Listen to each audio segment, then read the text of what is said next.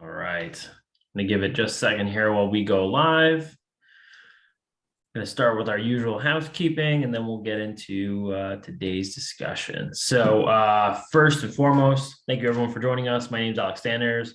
I'm the Vice President of Business Development at bvoip.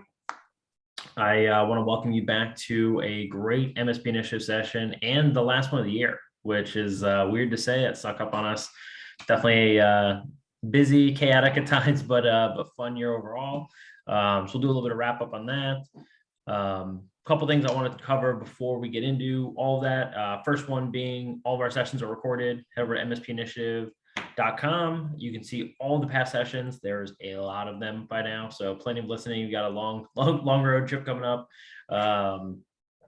We do monthly giveaways. I know they're going on right now. I think we're right at the tail end of that. If you've not tried those or checked those out, make sure to head over to the website, head over to our social media, like the post, share the post, all the fun things that the marketing team set up for you, and you have a chance to win some fun stuff. We have some really great prizes out there. I know the bvoip team gave away a man crate.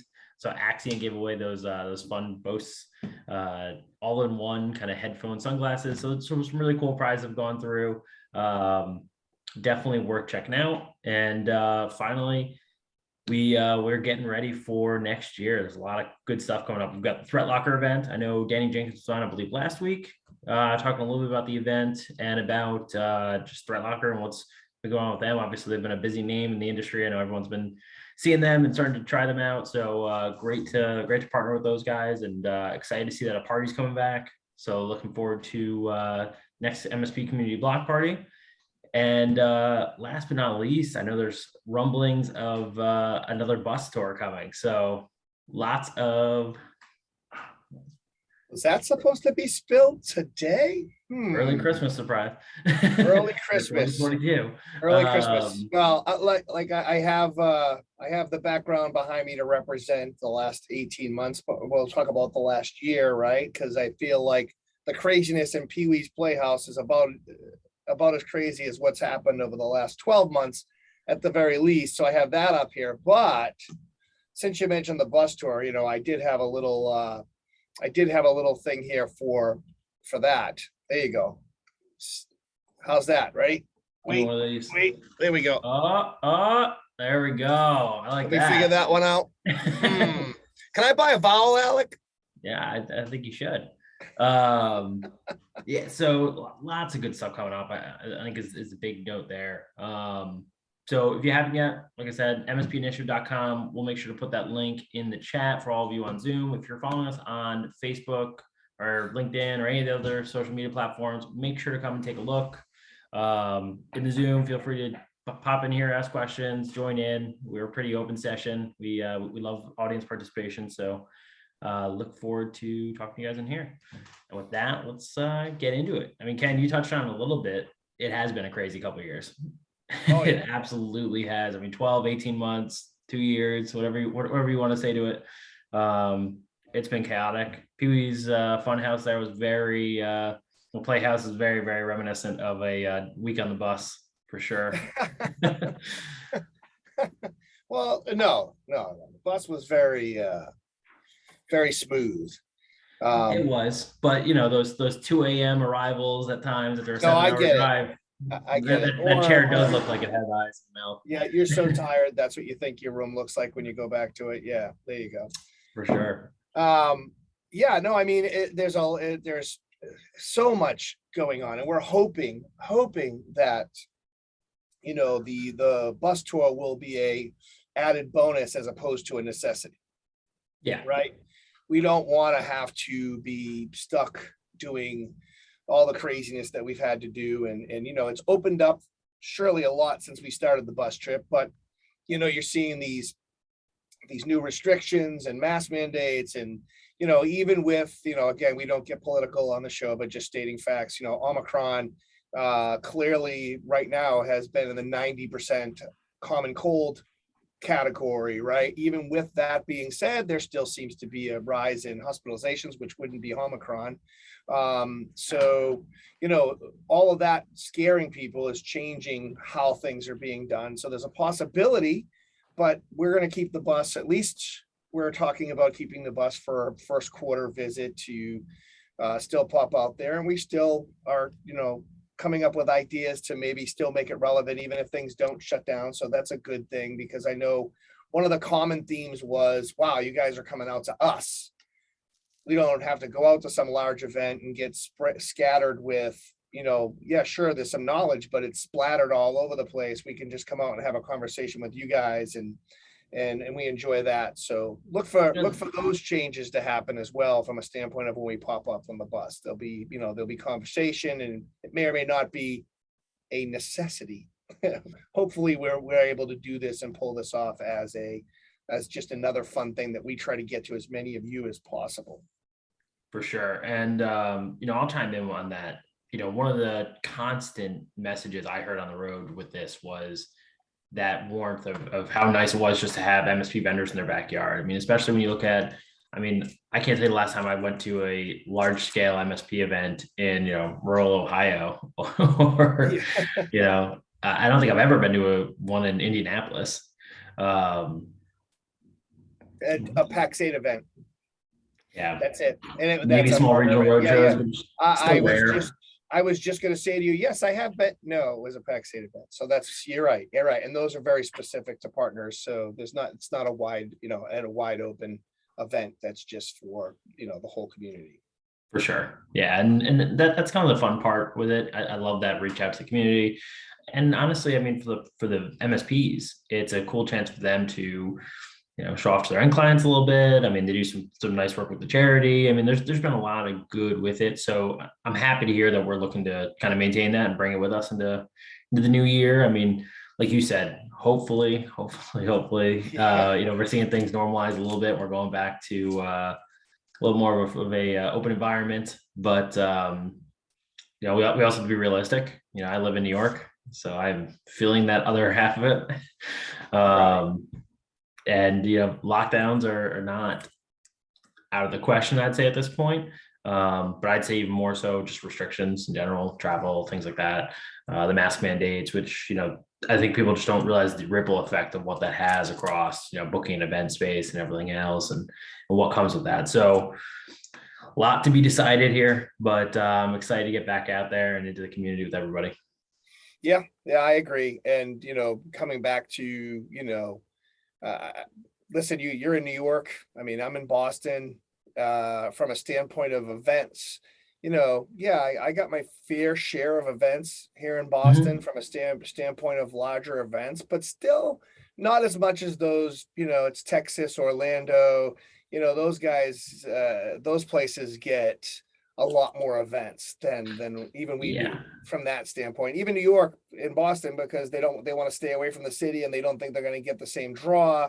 They know that people want to go to vacation destinations for events. So, that's a big draw on it. So that's another piece of it, right? Just being able to get out to as many cities as possible to do this. And I think, especially as an ex-MSP, like I wasn't opposed to jumping on a plane and going to events and doing those things, because it made my business better. It's how I got to the point where I was able to take these businesses and grow them to the next level, was because of all the knowledge that was shared. And that's the one thing that, the collaboration that happened when people came out and we sat at the bus and we had a drink, maybe played some cornhole. Even playing cornhole, I'm playing against the guy and he's giving me crap about my ex-MSP and we're having a conversation and we're talking about, hey, how did you do this? How did you get to that point? And I think it makes it more open and honest, and we're not, people aren't talking at us. We're all talking to each other and having those open conversations. For me,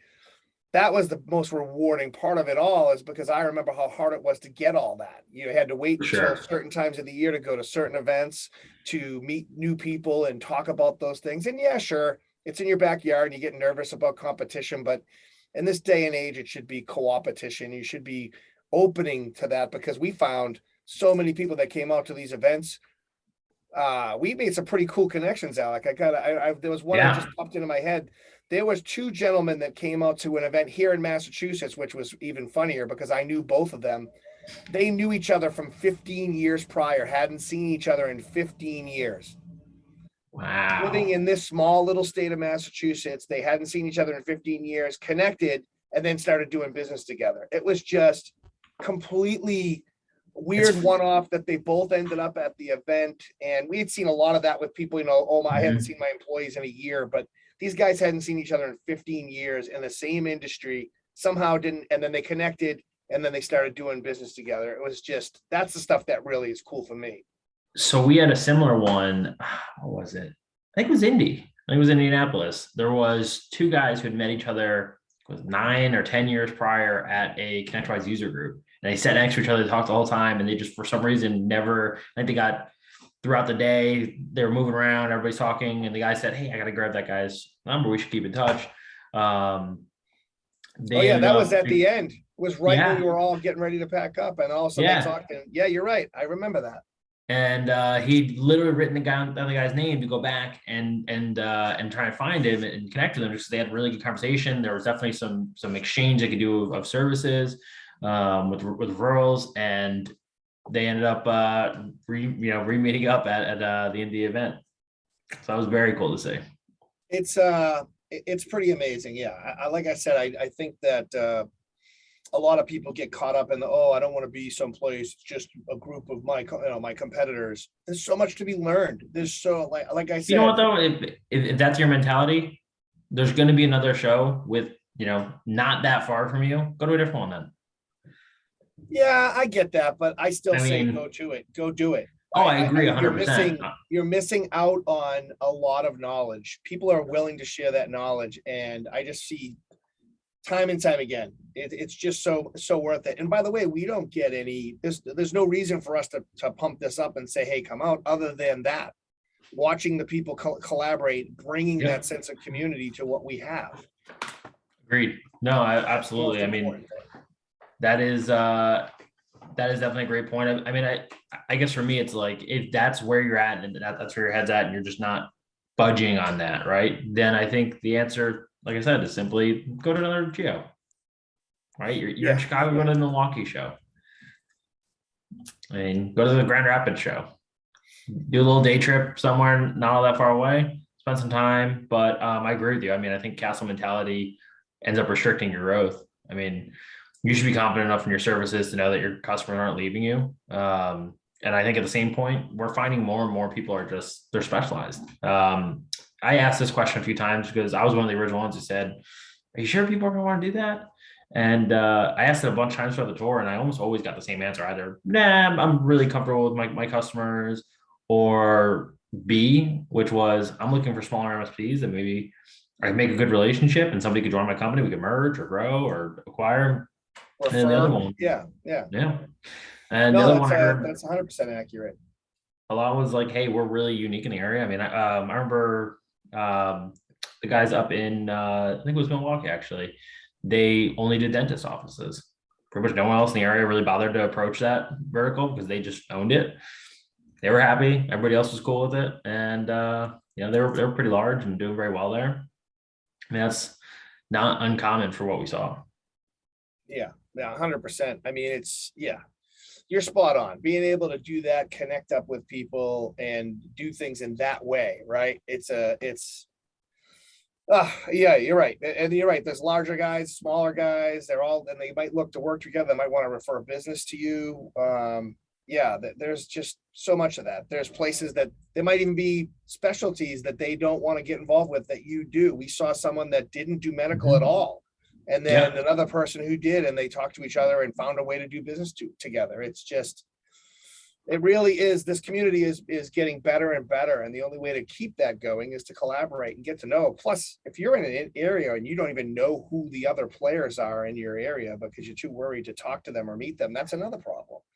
Get to know who's in the area. You'll probably find that 90% of them are actually decent people. They're not looking to yeah. steal. There's plenty of work for everybody. We've seen that.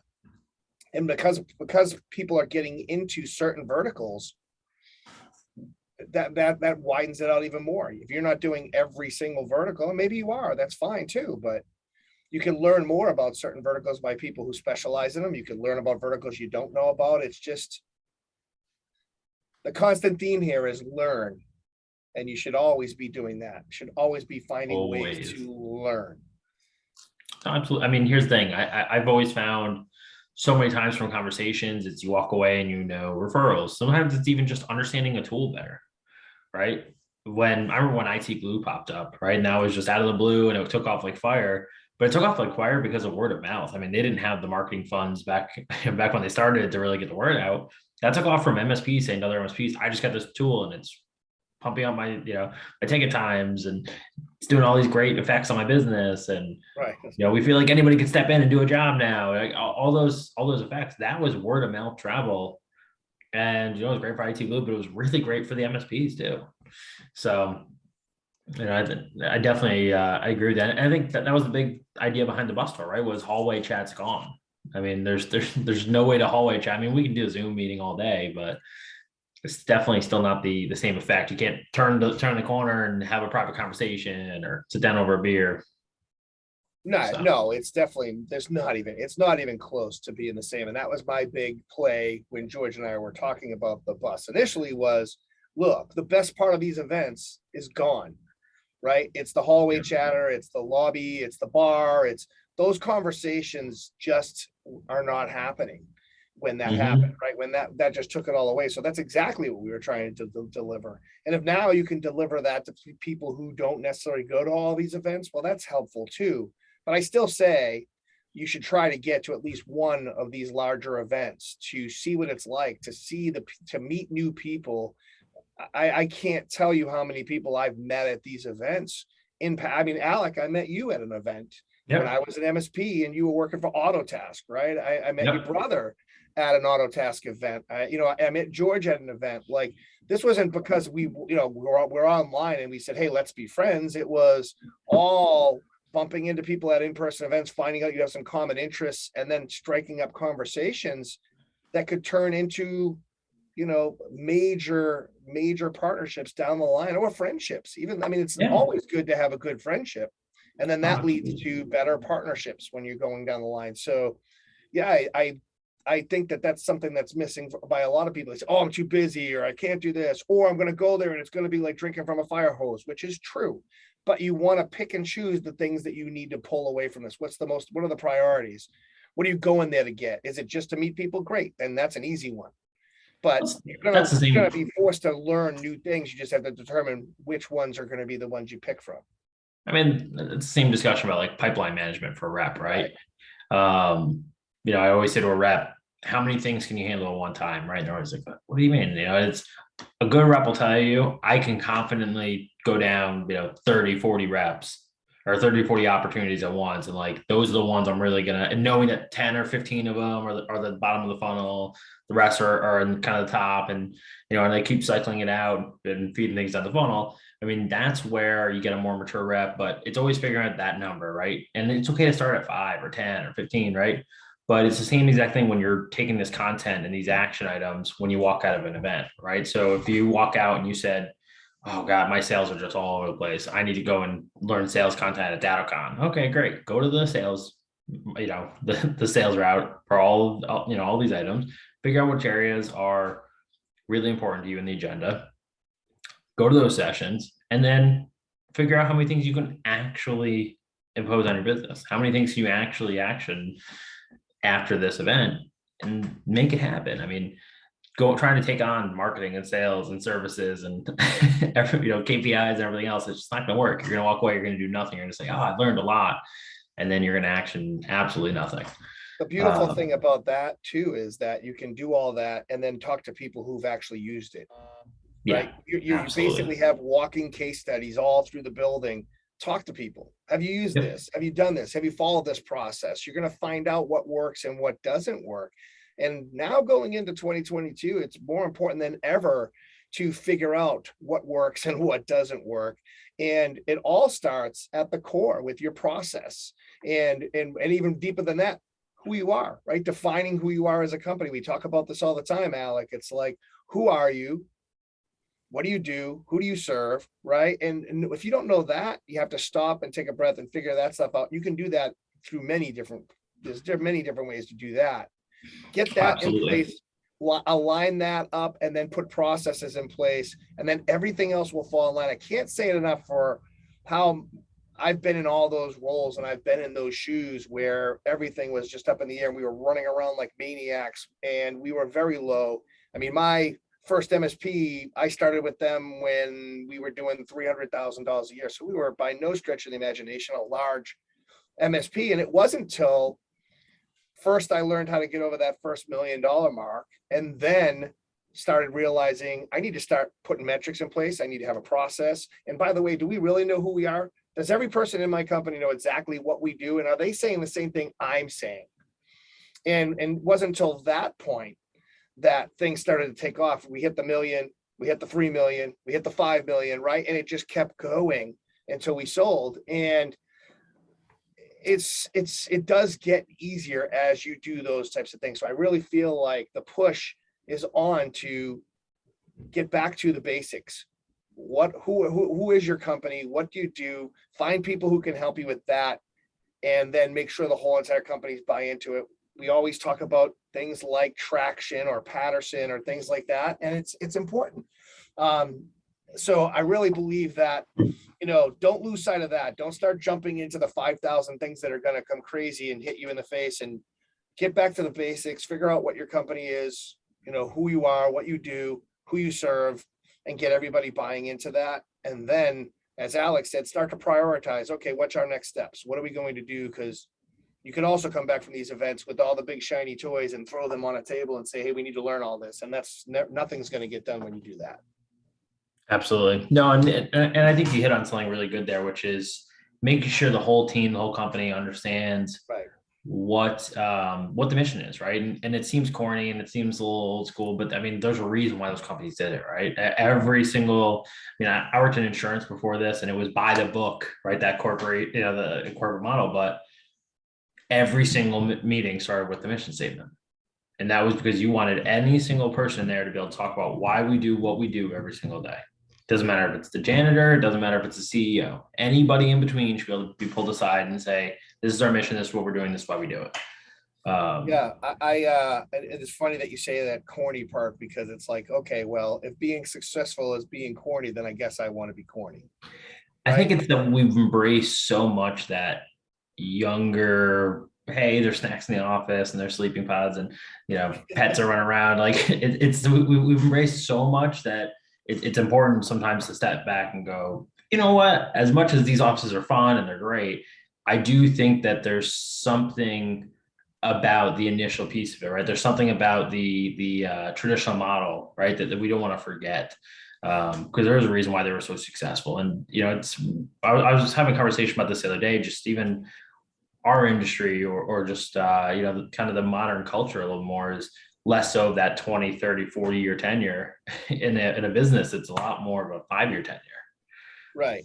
And Pete just mentioned something very important, right? It's that Seagull Syndrome, right? And also making sure that you stick with it, especially from a guy like Pete coming from a marketing background. Is a lot of MSPs, myself included, I fell into this trap where you get this marketing plan and you think in the first 2 months, oh, it's really not working. I think we got to do something else. And it's like 2 months.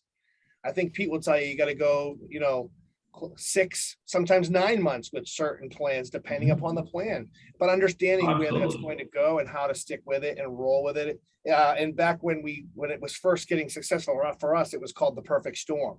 We just completely, we hit every area with education. We were, putting it everywhere, including, like I said, vehicles. I even had stuff on the roofs of the vehicles. It was just that perfect storm of people seeing us, educating. And then all of a sudden they're like, man, I'm having problems, but this guy's, I've thrown this guy's email out like, 12 times, but I remember the name and I saw him over here doing this educational thing. And then boom, it's that perfect storm of it's not going to hit all at once, but once they see it out there and it's a continuous thing, it starts to catch fire. And then everybody's like, hey man, we see these guys everywhere doing everything.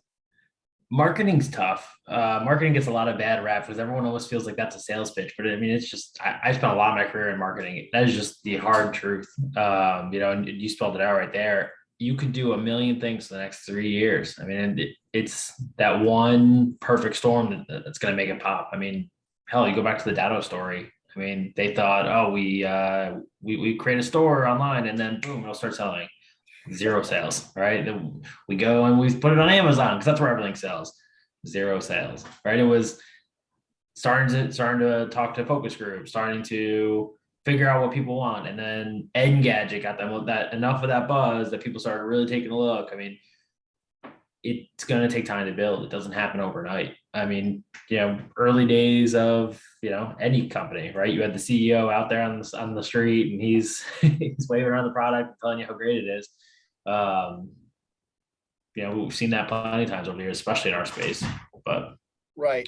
And clearly the area of one of the hottest areas going into 2022 is going to be security. So, oh yeah, and not to be, it should be non-technical when you're talking about this in marketing and stuff. It should all be educational. It should be about, these are the things that are going on and the scary things that are going on. Oh, and by the way, we can help with that if your people are not doing that, heading in that direction of doing that. And I've been seeing a lot, I don't know about you, Alec, but even this morning, I saw a lot about unprofessionalism.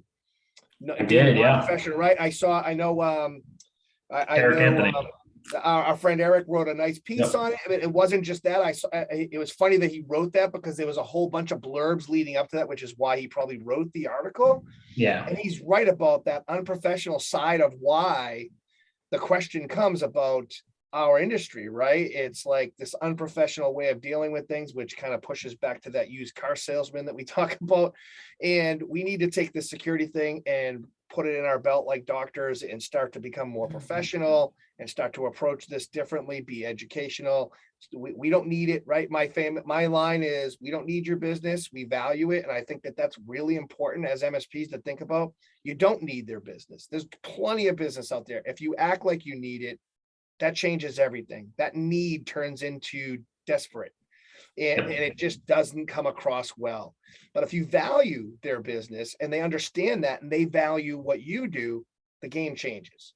And, we're going to see a lot more of this coming up. I mean, did you think you were going to see the Log4j thing, the Log4 shell cyber attacks like continuously going on and on and on? Well, that's the way it is now. It doesn't just hit the news once and then it's gone and we're on to the next thing. This thing is still going.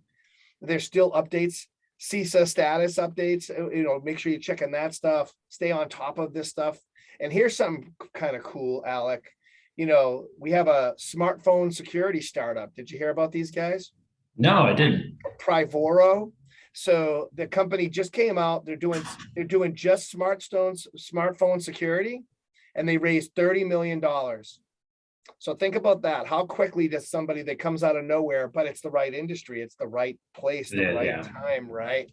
So you're just going to see more and more of this type of stuff popping up. Find your niche and get yourself educated about it first. Put it in house. That's a very important. Do everything that you do should be put in house, and then push that out to your clients.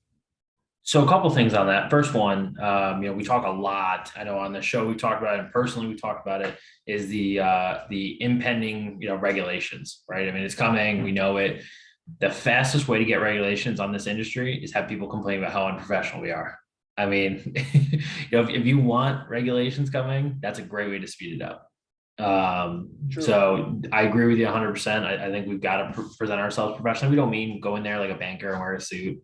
But you can carry yourself professionally, act professionally, handle issues professionally. I mean, that's the difference between feeling like a real business, right, and looking like a real business. Yeah, I agree. The other thing that you talked about there that I really want to touch on was the education portion of cybersecurity. I agree with you. But, you got to remember, for the customers, it is a Charlie Brown commercial, right? It is the parents womp, womp, womp in the background when you're talking about it. They have no idea what you're talking about. They just know it's scary, it can cost me money, or there's the other side bench, which is it'll never happen to me. I think that's the next big race, right? Is how do we translate that into terms these people understand, right? And some people have done a great job about it, right? The backup companies all went with how much time is this going to cost your business? How much money do you make? That's a great discussion. But I think more of it as it happens, right? Keeping your clients aware of what's going on. We talked a lot about the proactive versus the reactive, right? Hey, this is out there. We've already scanned. We've already looked at, your applications installed, whatever. I mean, just keep them aware. It's back to that same discussion we've also had before, which is it's hard sometimes as an MSP. If things are going really well, you get in, the client's like, I don't know, things just work. Why am I paying you so much? I Yeah. pay you every month, right? So have that discussion of, hey, we stopped X amount of attacks. We did this, we did that, right? Show them all the proactive things we did. Exactly. Yeah. Pete just said, FUD, fear, uncertainty, and doubt. Absolutely. Well, we're Uh, back to it, but the old way was we were trying to scare people who didn't need to be scared. Now they should be scared. Like fear, we should be afraid, we should be uncertain, and definitely should be doubtful. Like now FUD is appropriate because we're not just yeah, scaring them we're scaring them for their own good, and they should already be scared. they really should. I mean, Big difference. Yeah. if they're watching the news or reading any articles, that they should understand it's a minefield out there currently, and it's not going anywhere. I mean, it's Yeah. gonna get worse. It's gonna hit bigger systems. I mean, that gas pipeline last year. I mean, that's a drop in the bucket compared to what we could see over the next 5 years. So just be realistic with it. Ransomware, everyone always talks about it. It's not a chance, it's like riding a motorcycle. All right. It's that scary chance that there's a good chance you could have, an issue on here. I mean, you're gonna have problems. Be prepared for it, be proactive with it, but communicate with your clients is the biggest one. But yeah, I think that's gonna be the next big race, is taking that, kind of technical talk and bringing it down to the reasonable everyday person's vocabulary, and explain to them what's happening, why it's happening, and what the benefits of doing what you want them to do are. Oh, yeah. Oh, Pete's throwing out the cream cheese company hit with ransomware. So now we have a distribution issue since systems are shut down, downstream issues. Yeah, that's I mean, that's every day. You're gonna an interesting one with a little bit of a silver lining. Did you see Channel E2E posted yesterday? I think it was this company. I've never heard of the company before. Anetum Group. They're a global IT consulting firm. They got hacked. They had a ransomware attack, cyber attack. But the silver lining was that none of their customers were hit. And the reason why this is a silver lining is because apparently they're saying it was not an MSP oriented supply chain attack. So it only hit the company, not all their customers.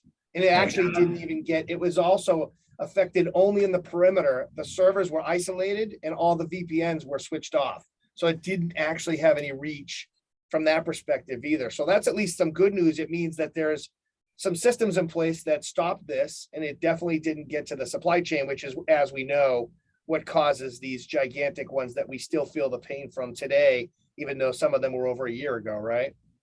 yeah. I mean, that's back to the regulation is coming. Yeah, I mean, I think, you guys have done a great job with it. I love seeing Matt Lee go internally. I know I've mentioned that before, but it's something that for me, I just love, right? Because I saw it similar to when Pax8 brought you internally, right? They took somebody who had a great, community around them and a lot of people who knew and respected them, and bring Matt internally is kind of he's like the security Ken. Yeah, I agree. That's great, right? Just being able to see that. But I mean, you got to find those people, you got to connect to those people, and you got to understand what's going on. I mean, for me, I know every single attack that happens because I follow Kyle and I follow Huntress and I follow Matt. So like having those three people, there's nothing I ever miss from a security standpoint about what's going on out there. And they're great with it. They post updates, they post fixes, they post it all. And I mean, that's been such a great piece for our industry. Yeah, no, I agree. And it's just continuing to grow, right? Yeah. The cool thing about most of those people is that they don't claim to be experts at everything, right? And they know where, that's the one thing I love about Matt, is he'll be the first person to say, hey, listen, I'm not the end all be all. I'm just talking about how we may be able to fix some of these problems. And, he's all about the defensibility of it all, right? And that's Matt's famous word that I've been pulling into everything now and talking about, hey, the main goal here is to have defensibility, right? It's not just about saying, well, first of all, you can't say we stop everything, because that's not true, right? Nope. There's not a single solution out there that stops everything. There's no silver bullet. Right. So it's all about the layers, and it's all about being upfront and having defensibility. Yep. Absolutely. So Ken, what else you seen out there in the industry? Well, At the end of the year, it's all wrapping up. yeah, the the big thing for next year and quite honestly, for us as well as marketplace, right? You see Jay McBain posting about how, distribution is going to change drastically in the next, MSPs are not going to be buying as much from distribution as we think. That's going to have to come from, they're going to have decent marketplaces and, without divulging too much, I think, Pax8 partners know that we already have started down this road. We've been a little bit of ahead of the curve on this road, and it's only going to get better. But finding those marketplaces, I've heard it's been said a few times that Pax8 is like the Amazon to the MSP space, and trying to make it as easy as that, without the Mhm. other issues that come along with that, right? You saying Is it John Street's going to space in 10 years? is it yeah. It is a challenge, to say the least, but I think that a lot of what Jay McBain says is true, that the Yeah. marketplace is going to be where it's at, and that's something that I see, the companies that can't or haven't even started that, are going to have to start, and to watch that expand and grow for just the industry as a whole is going to be really cool. I mean, Um, you can see that all around. I mean, it's just our buying yeah, habit, right? I mean, 10 years ago, Black Friday, people were camping out in tents, they're fighting each other and trampling each other to get to a PlayStation 2. I mean, you fast forward, it's people are sitting online, everybody's waiting to buy. Um, yeah. you know, I mean, I think COVID also helped that a little bit in that direction more than the other, right? for sure. Not being able to go to the store for the last couple of years, right? Or not wanting to go. I mean, I definitely, my daughter is, younger and wanted to check some of that stuff out, and they all said the same thing. Wow, it's not the same. It's not the crowds, and it's not the deals, and it's not because it's been set back in a major way by just not being able to go there in the first place. And now, even though it's opened a bit, some people just aren't going to do it or take the chance. They're still a little bit nervous. So that Mhm. definitely helps. That's another area. Online shopping got helped by that. Just like, we talked Oh about yeah, it before, just like, Uber and Grubhub and all those places got helped out by this. Although now yeah, I'm learning that those companies are crushing these small sub shops and food places by, well, they crush us too, because I know the last time I used one of those apps, it definitely cost me a lot more than I thought it would have if I just either had them delivered or went there myself. So yeah, I could see that too, but it's definitely yeah. pushing everything. Those companies did very, very well during this time where people were shut in. They definitely did. Yeah, I agree with Damien. I've definitely tried to be better about using those apps and getting away from it. Um, and it's tough because they were smart with it this last year, right? I mean, you got the Amex Platinum, they give you the Uber Eats pass, and they give you the credits every month and everything. It's definitely tough. They've been smart with their integrations and Right. their partnerships and all that. But I agree with you. I mean, it's funny to see the industries that thrived and the industries that definitely flopped. I mean, commercial real estate, right? Shared workspace. Those are those are a tough one to be in right now or be coming out of. I mean, they're talking about a commercial real estate crisis in New York City because they're gonna have so much, but they don't know what to do with it. And it's the question of what do we turn it into? What can we do with it? I mean, most likely, most will be returned into apartments or other things like that because obviously there's always a shortage of that in New York City, but Well, the it'll good be news is they could turn those into work apartments with workspaces, right? Because the mhm. infrastructure is already there. So you're not just turning them into apartment. Not that every new apartment isn't turning into that, but I bet they don't have enough of those where the infrastructure is already there for them Yeah. to be able to move into an apartment but have a nice workspace as well. Agreed. I had a small, apartment outside of New York, and it was definitely I couldn't imagine doing COVID there and effectively working and be able to separate, the home life and the work life. So I agree with you being able to throw an office in there. So it's definitely a nice bump in the right direction.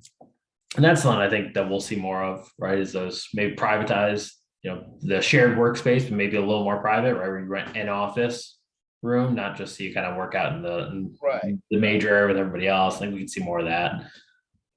Yeah, not seeing people's bed behind them. Although then that's why we have all these really cool backgrounds, which I I Yeah. haven't used almost all the way through because I just said, I'm just going to use my jerseys, but it is interesting. Well, here was what was the other one that I wanted to put an end to is this one. Here we go. Very nice. Yep. Someone who didn't have all these, they didn't even use these things. I was like, well, I'm going to find a couple just for the show today and pop them on here. And, then going back to the office and having people, like this, checking you out. What the heck? You know who that is. It's Oh Milton. yeah. No. Saying when you come back to the office, I mean, and that's got to be a funny thing for a company like Pax Right. 8. I mean, you walk back to the office, the people were all there. I mean, how many of the faces do you not recognize now? It's well, I mean, again, we're still in that situation where we don't have that many people there. So when I went back to Denver and they have mask mandate in Aurora, Arapahoe County, which is where Mhm. Pax 8 is. They had a new mask mandate there too, just like New York and just like California, and they so that was a little bit different, but there's not that many people in the office to worry about that. I mean, seriously, go in there and that's one thing that's especially being a social guy, I truly miss being in the office and The not being buzz. there not being there, the buzz, the energy. I'm walking through, I'm Mhm. high-fiving people in their cubes, and just kind of having a lot of fun with it. And then you see, like you said, you see new faces, you walk up, hey, how are you? I'm Ken, blah, blah, blah. And then like, oh yeah, I see you on the videos, or I see you on this or whatever. That's not happening now. And No. it's funny. I went to the office and happened to bump into, it wasn't even at the office, actually. It was at an event that the office, one of the groups had.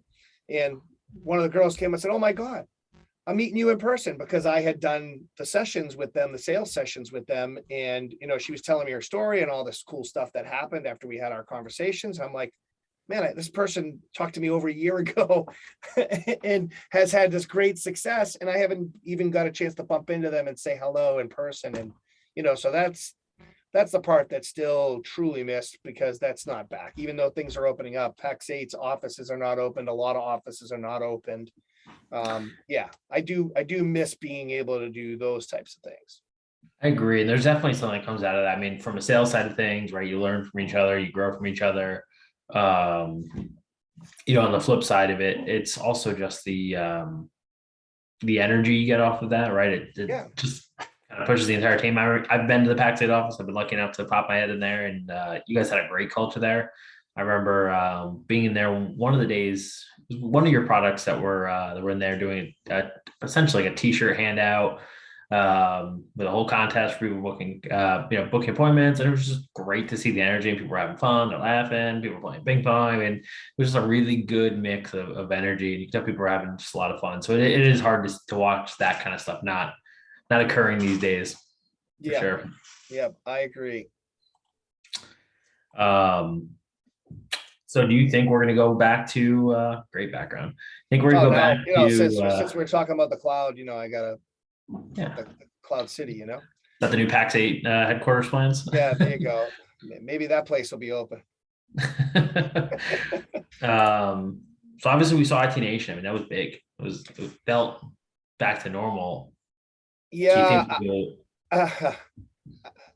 that was an interesting mix coming from a guy who's not really afraid of crowds in general. Like, you know what I mean? Like, but I will say, when I got into that room, when everybody was at the keynote and I walked in, I shot the video and I posted it online, and I don't remember what the number was, 3,500 or whatever it was. I got in there and people were standing up against the wall, and there was no seats available, and everybody was crammed in there. I was like, wow, we're back. This is pretty yeah, cool. And then of course I shot the video and I'm like, all right, I'm out. And I went out in the hallway and listened to it from out in the hallway, because I was like, this is a lot of people. But yeah, I mean, I thought that that was definitely a good indication that people were a little bit more willing to get out. yep, Quite honestly, I was thinking about this as you said it. I didn't hear about the things we heard about when some other events started propping back up, about anybody really getting sick after that event, or coming back sick, or I agree. so That it's was pretty funny. interesting. That's actually a pretty interesting stat that no one's discussed. I was just thinking about it because there were a couple of other events where things that were going on, not even directly related to the event, caused people to call me back and say, "Hey, man, I got Yeah. COVID. You know, I got on a plane. There was a bunch of people on the plane. They probably shouldn't have been on the plane or something like that, right?" And they came out of the event with something like that. But this event, I didn't hear that at all. I just thought of that. And Yeah, no, I didn't either. could be wrong, but that's actually a good sign too, right? It's a great time. I mean, what they're saying is that it's, was it, I think 60% more transmissible than the previous variant or than the original variant. Oh yeah, But I mean, from that, yeah, listen, Omicron is the equivalent of the common cold so far, is what we've heard. yeah, And that's across the board. So that part, yeah, I guess if people came home with a little cough or something and it wasn't COVID, they don't think it's COVID, then we wouldn't know that, right? yeah. There But also seems to be a lot more asymptomatics. yeah, People, as CDC recommends, right? Don't test if you're asymptomatic. So maybe that's well, adding into it, but and that's funny that they say that, because you're wondering why sports are shutting down right now, and it's because some sports. all these asymptomatic people are testing 3 times a week. Well, of course they're going to get some false positives, they're going to get Mhm. some positives, but if they're all asymptomatic, then, and they're only playing, they're only doing their thing there, then I don't know. I'm Yeah. just that's the part I'm watching and saying, okay, we haven't seen. I mean, have you seen any of these people get sick? Like the athletes, they're all saying the same thing. Nope, there's no symptoms. They just tested, and now we got to put them into the protocol. And then they say major outbreak, 8 players. Are any of them sick? Well, no. Well, then what's going on? Like, What's the why? issue? Yeah, why are we shutting them down? So from that standpoint, I don't get it. I get it. Delta was, you saw people in hospital beds, and I have friends that were hit by it. I mean, I have someone that I know in Denver that got, that young kid, great shape, and got hit and was in the hospital and was on, near death. And just, obviously it was an Omicron, right? Mhm.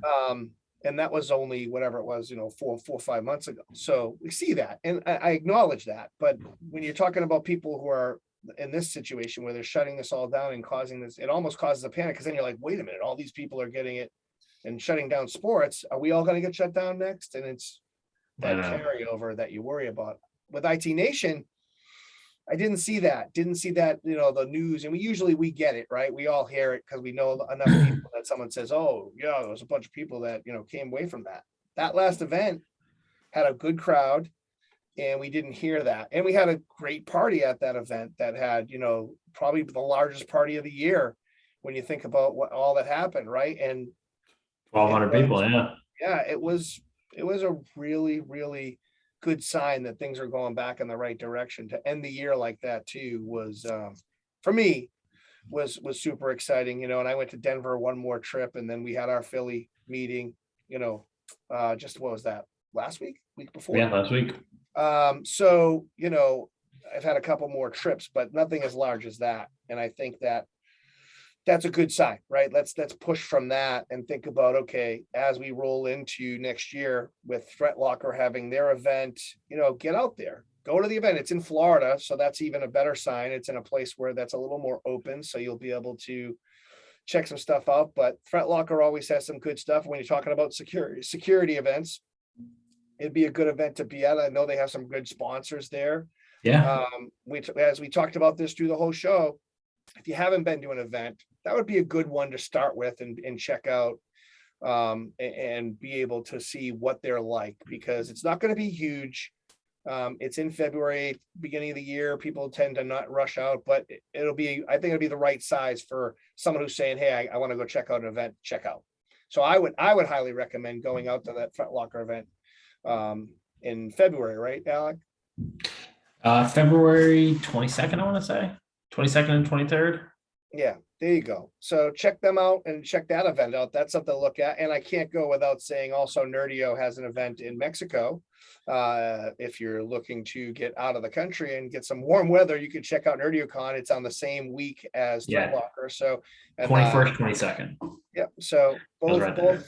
both, obviously, if you're not looking to go crazy and we're talking about your first time, probably go to Threat Locker. If you're one of those folks that wants to get out to events and wants to check something different, go out to NerdioCon and go to Mexico, because that's going to be a pretty good event. I know PAX 8 will be out there, and it should be pretty cool too. So just a Yeah. couple of events that are going to hit early. We typically don't start the year off until March, but this year, February, with everything that's going on, I think it's a good idea.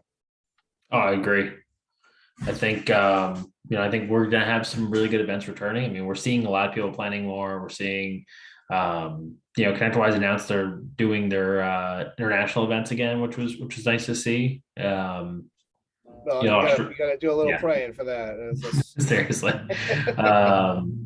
I know IT Nation London was supposed to be Yep, March, so yep. we'll see.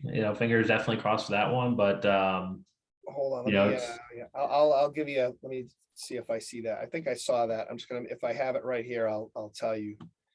NerdioCon, blah, blah. Yeah, nope, that's not it. That's Evolve. I didn't see the UK one on here yet. I think all they did was they sent out a save the date. So IT Nation UK is March. yeah, March. Yep. Yeah, March. Yep.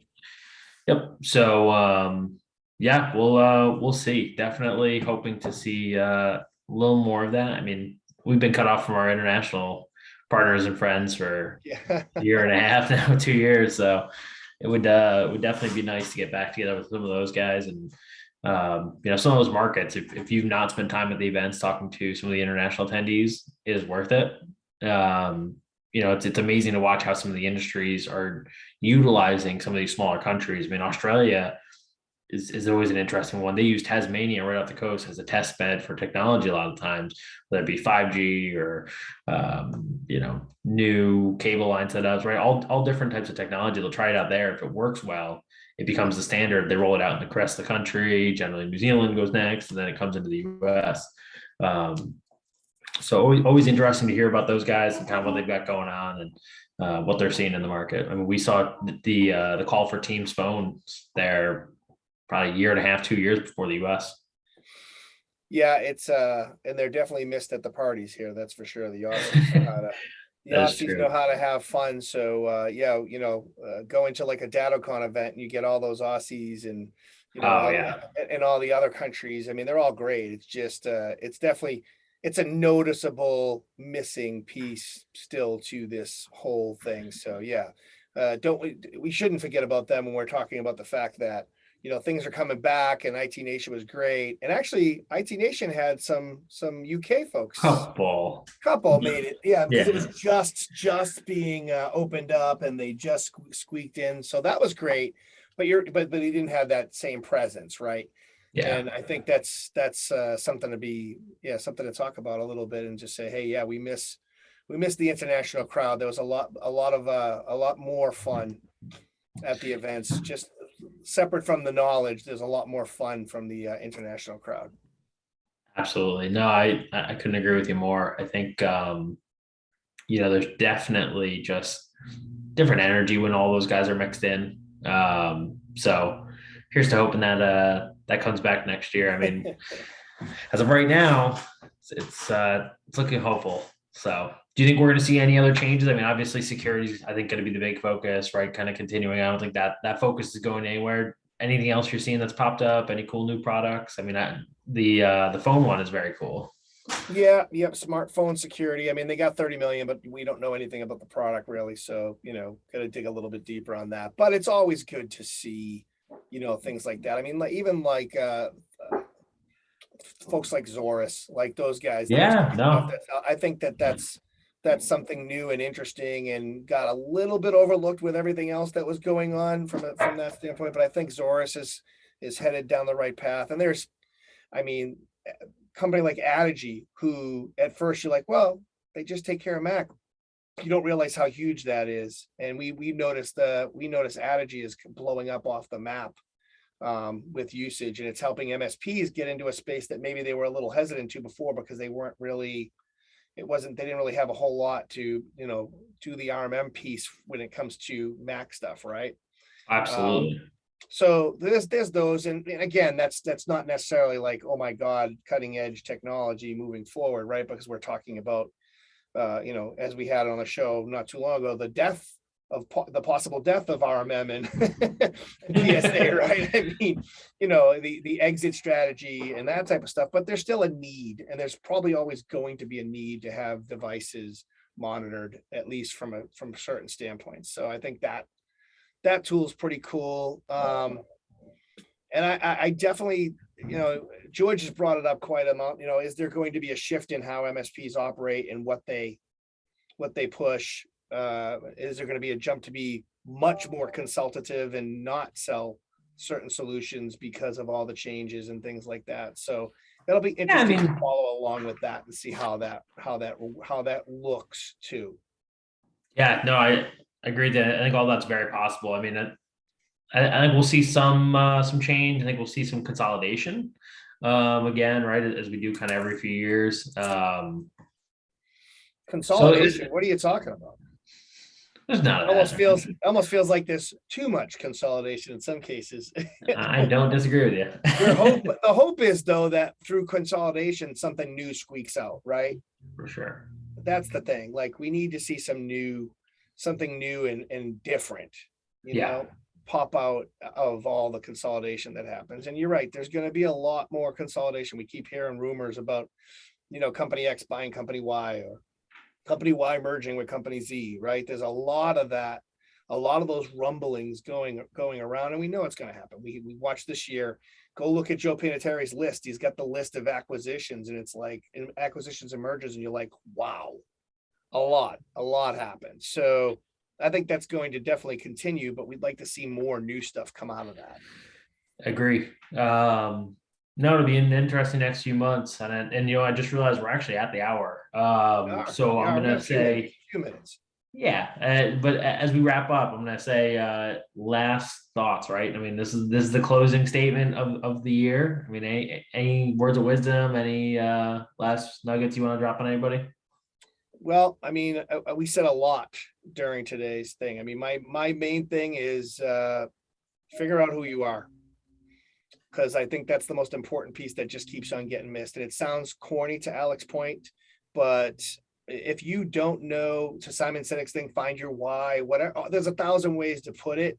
But if you don't know, if you don't know what your company does and what you want it to be, and you don't direct that, your company doesn't either. Your people don't know that either. And I just feel like that's really the most important piece, because it's where it all starts. How do you do all this other stuff around it if you don't know at the core what it is you're doing, and then the rest of your people don't? So I harp on that a lot, but it's important, because like, I know for me, it's what took me from being a struggling MSP to being a mature MSP, and being able to jump from 1 to 3 to 5 million, $7 million within those MSPs that I either owned or worked for. So if you can take something away, that would be the thing I would take away. Please, please, please. I don't care who you do it with, how you do it, figure it out. Figure out who you are, what you do, and who you serve. I agree. And I'll tell you, there's not a better probably week or time of the year to do it. Most of the stuff that you know is going to close is already in the pipe. It's already there. I'm not saying there's nothing else that'll ever possibly pop up that might close last second here, but let's be honest here. I mean, most of us know what's going to close and how we're going to end the year by this point. And, you know, I think realistically, you got to keep working that kind of stuff, but take some time, take a half day, take a full day, go into a conference room somewhere, get a whiteboard. Promise you'll accomplish more than you will over Zoom or anything else. Just take that time, figure out where you want to be next year. What are your goals? Where are you trying to head? You know, what's working, what's not working. Be realistic with that. Who's working, who's not working. I mean, get it all together, create a plan for the next 6 months, 12 months, 18 months. Process and metrics. Yes. SOPs to death. But yeah, with that, this is the last MSP initiative of the year. And it's cool to close it out. I appreciate closing it out with you, Ken. Always a blast. And you know, as I said in the beginning, head over to mspinitiative.com. We've got tons of info on there. You can check out all the last sessions. If you're jonesing for some Ken over the next week or on Thursday, you want to check back, see some Ken and George conversations. We've got plenty of them going on. Over a year of them at this point, almost 2 years coming up pretty soon here. So take a look back, take a look at the upcoming stuff. Make sure to follow us on social media. We've got a lot of great stuff coming up. Make sure to check out those giveaways. Hopefully we can send you home with something cool at the end of the year. And we will see you in 2022. Here's to very much tons of success. All right. Thanks, everybody. Signing off.